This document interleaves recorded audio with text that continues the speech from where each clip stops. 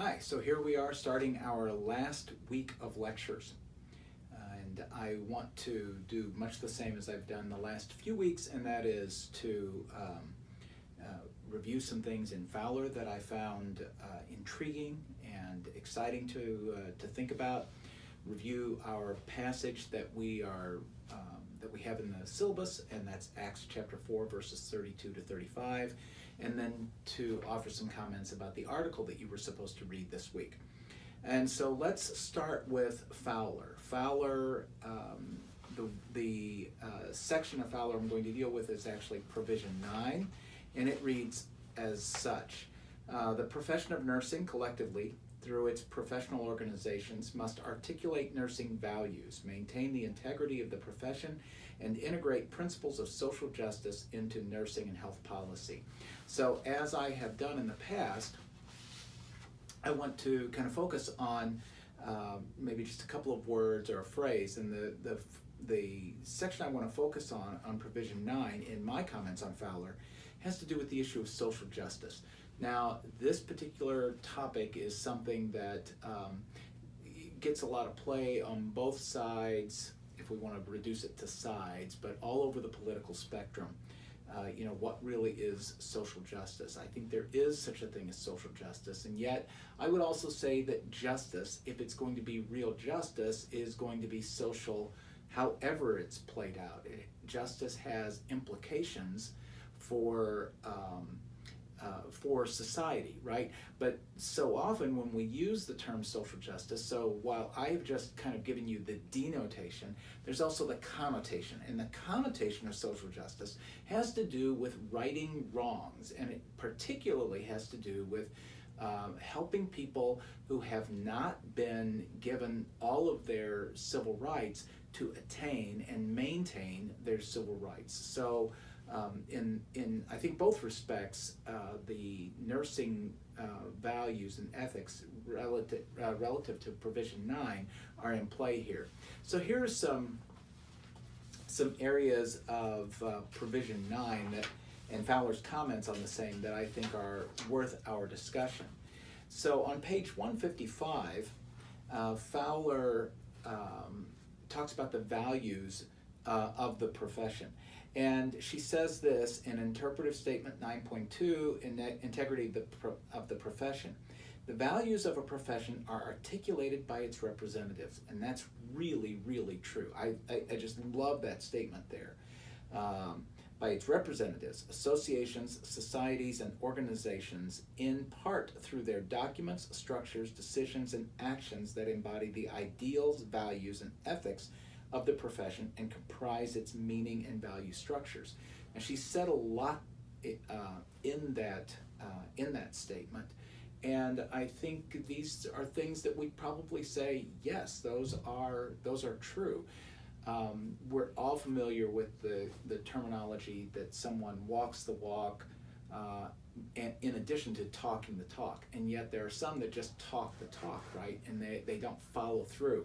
And so one of the things that it seems to me Fowler's drawing attention to here is if we say we have a certain value structure, then that has to be in evidence in some way. There has to be some way whereby the onlooker from the outside looking in can say, yes, this profession or this organization, this group of people embody this particular value. They don't just talk about it, but they live it, right?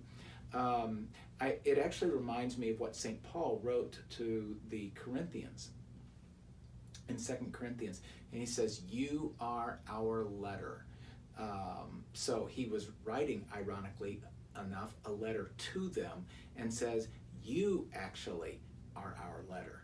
In other words, he was saying the deposit of his ministry and the evidence of his ministry is played out in the lives of people. They are, in a sense, his representative and the proof of his value as an apostle. So that section in Fowler made me think about that. Turning the page to page 156, in the paragraph, the first full paragraph, it starts with the words, the tentative code, and that's in italics, of 1940, states that a truly professional nurse with broad social vision will have a sympathetic understanding of different creeds, nationalities, and races, and in any case, she will not permit her personal attitude toward those various groups to interfere with her function as a nurse. So here, I want to highlight what Fowler says about nurses having a broad social vision. Now, of course, she's using the female pronoun, third person pronoun, she, but Fowler in other places is not limiting nursing to only women, but men as well. But in this case, she uses the feminine.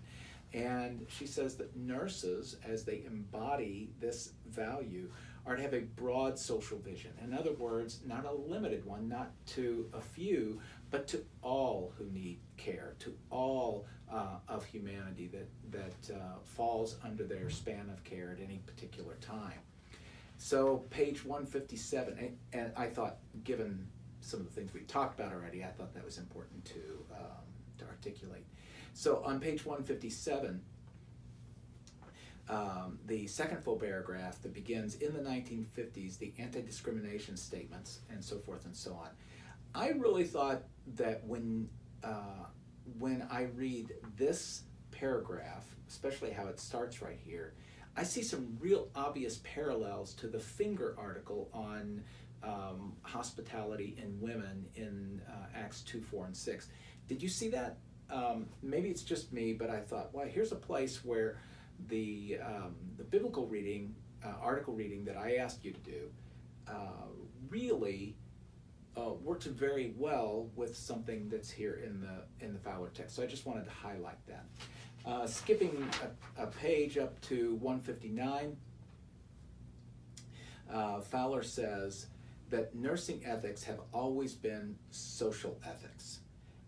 And that's in the last full paragraph that begins these topics. So she says, in short, nursing's ethics have always been a social ethics. And, the thing that reminds me of is actually in the New Testament, in the book of Galatians, St. Paul talks about the fruit of the Spirit. He talks about the ways in which the presence of God impacts the way we live our lives. And he says the fruit of the Spirit is love and joy and peace, kindness, long-suffering or patience and goodness, those kinds of things. And it's interesting to me that all of those things, if you read the whole list, like 7 of the 9, are directly related to interpersonal relationships. And so ethics, in the same way here, ethics has to do with how we, certainly how we live our lives, but how we live our lives in relationship.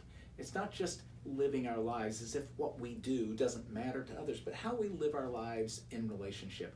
And I thought there was some real connectivity with what Fowler is drawing attention to here with respect to nursing and social justice and with the New Testament.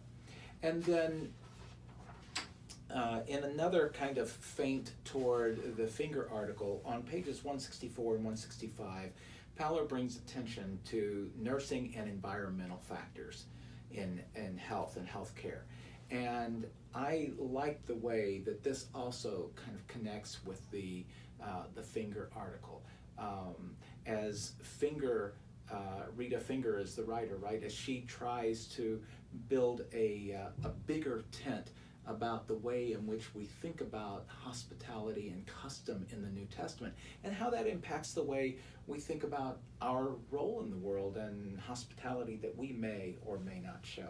So I'm going to come back in a minute and talk a little bit more about Fowler, just some impressions, but we'll cut things off right here dealing with the quotes that I wanted to draw your attention to in Fowler. Be back in a minute.